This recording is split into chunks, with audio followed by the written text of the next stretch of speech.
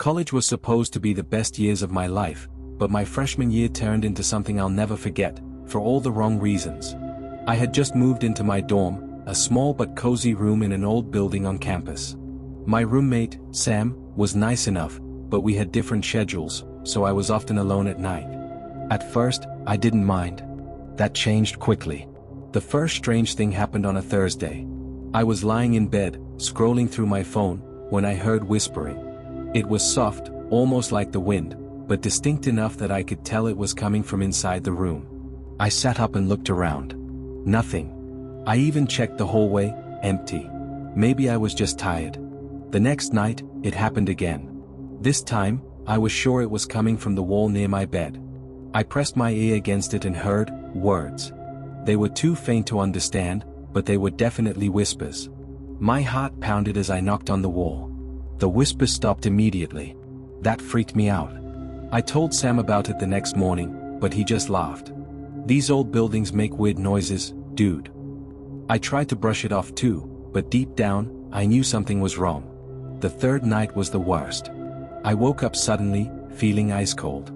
My blanket was on the floor, and my phone was dead even though I had plugged it in before sleeping.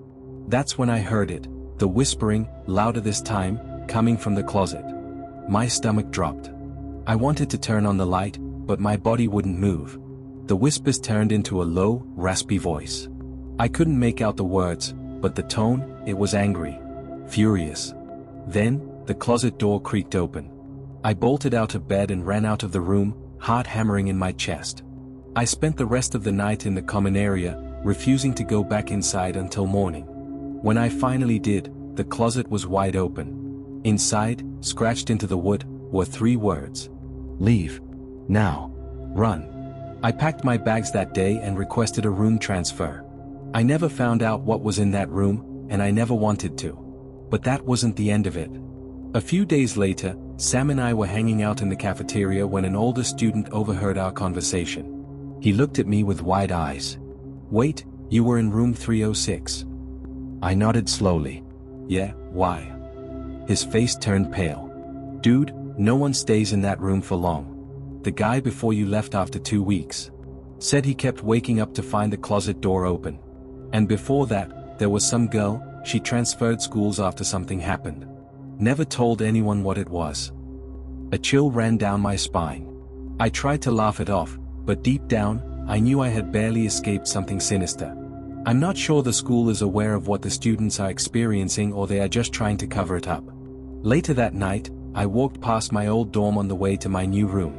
The lights were off, the door shut tight. But as I passed, I swore I heard it again. A whisper, just behind the door. I didn't think much of it at first. Just another weird invite, another one of those exclusive frat parties. They always make them sound like once-in-a-lifetime events, the kind you'd regret missing. But this one? This one was different. It came in the mail. A black envelope with gold trim, sealed with wax. The stamp had a strange symbol on it, a tree, but with twisted roots. I almost tossed it, but curiosity got the best of me. Inside was a single card. Join us. The date, time, and location were written in cursive.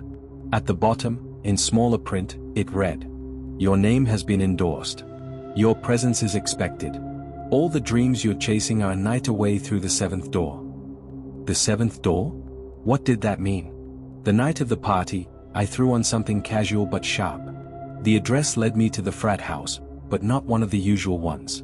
This place was off campus, tucked away in the hills, the kind of house owned by alumni with deep pockets and dark connections. The driveway was packed with expensive cars, and guys in fraternity jackets stood at the entrance, their faces unreadable. They didn't ask for my name, just took my invite, scanned it with some device, and waved me through. Inside, the party was insane. Dim lighting, pounding music, people in masks like it was some kind of secret society initiation. The air smelled like alcohol, roses, and something else, something metallic. A girl in a red dress whispered something in a guy's ear, and he nodded toward a hallway.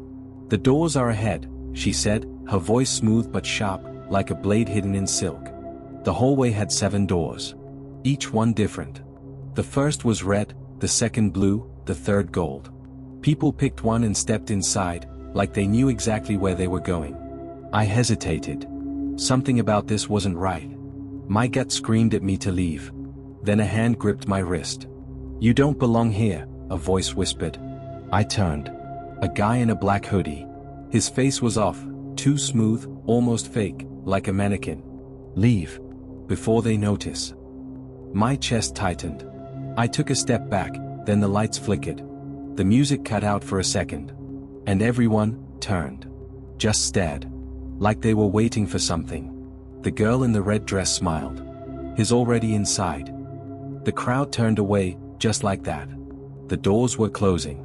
My mind screamed at me to move.